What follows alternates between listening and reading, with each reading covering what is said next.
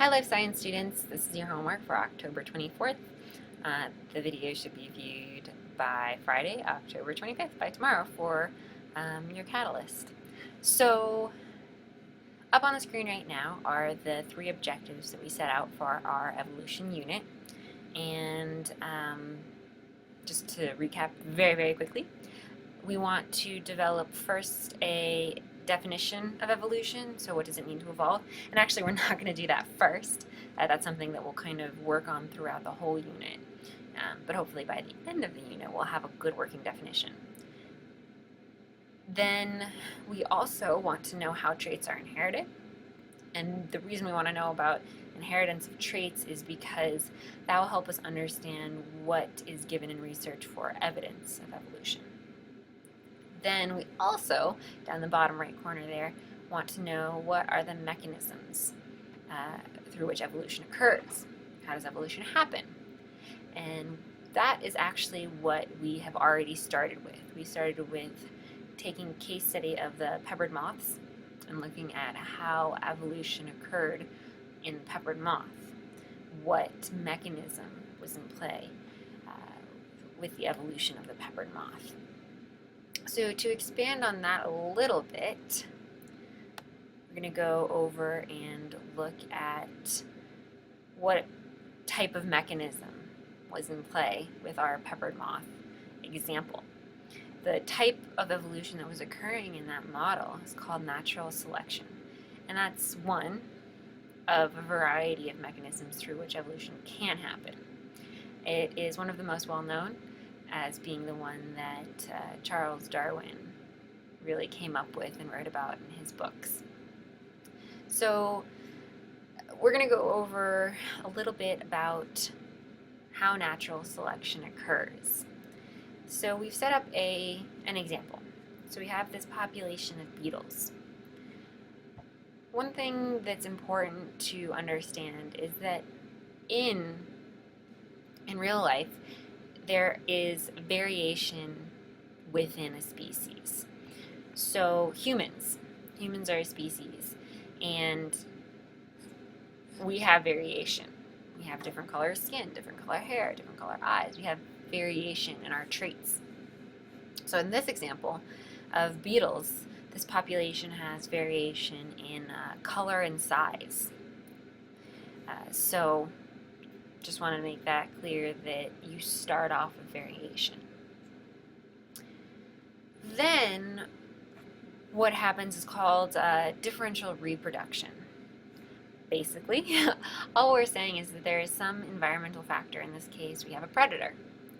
And the predator is favoring eating green beetles.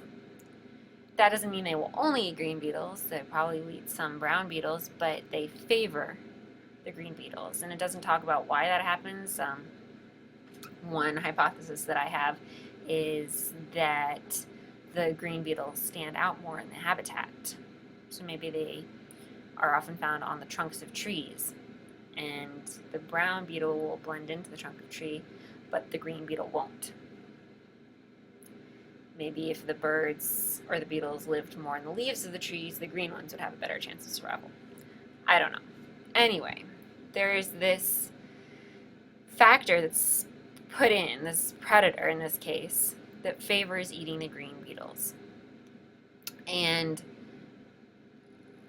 therefore, the green beetles don't survive to the point at which they can reproduce, or at least survive to the point at which they can reproduce as much. That means that the brown beetles then have a better chance of reproduction. And that's when we get to heredity.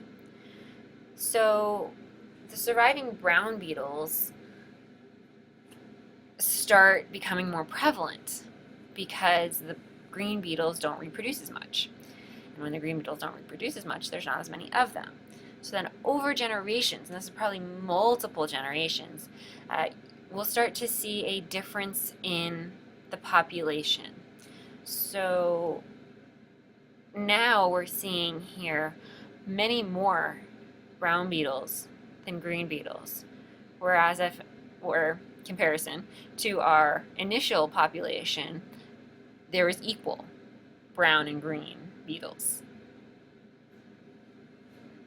So after generation, you'll see these differences in the traits of a population. One thing that could occur is that the variation selected for, so brown versus green, no longer plays a part in that population because the brown beetles had such a better chance for reproduction that the entire population over many, many, many generations becomes completely brown. In this case, we can say that natural selection has occurred. And that ties back into our peppered moth example. So one thing that I don't know was made clear in class is that a difference existed to start off with. So to start off with, you had this light variety and dark variety of the same moth. Just like in humans, there's variation of traits. And the habitat that these moths usually lived in was birch forests. So as you can see, there's places for them both initially. The black or dark varieties could often fit into these little knots that were in the birch trees, or are often found in birch trees. However, since most of the trunk is this light color, the light variety had a better chance of surviving for the most part.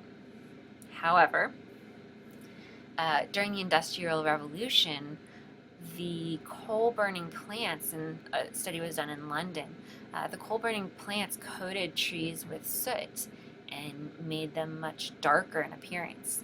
And what scientists saw after that is that the dark variety of moth actually had a much better chance of surviving and passing on their traits to the next generation.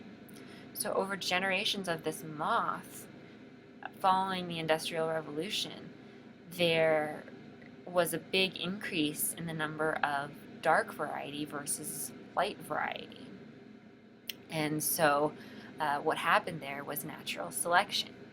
There was this initial variation, but then some environmental factor, and in this case, the color of the habitat allowed their predators to see the light variety more than the dark variety. And so over time, the dark variety had a better chance of passing on genes over generations. And so after generations of this moth, there was a difference in the number of dark variety versus light variety in the population. And that's what you worked on today with your peppered moth simulation. So we'll continue this topic, obviously, for a couple weeks and work on expanding our understanding of natural selection as well as the other mechanisms of evolution. And then from that, we will hopefully hit on our other two objectives. For class tomorrow, please be prepared to talk about how natural selection occurs, thinking about those steps, the variation that's initially found, the differential reproduction, and then heredity. So think about those steps for your catalyst tomorrow. Thank you.